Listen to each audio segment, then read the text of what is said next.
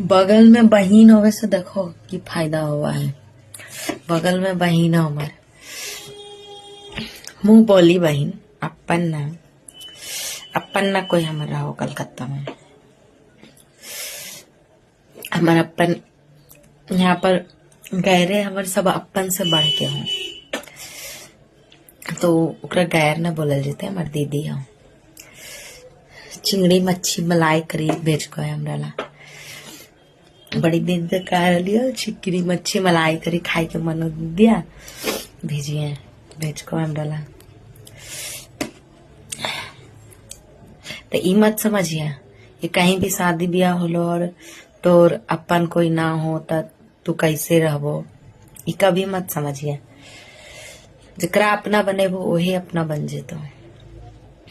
अपन जितना अपना ना बनतो ना गैर अपना बन जेतो।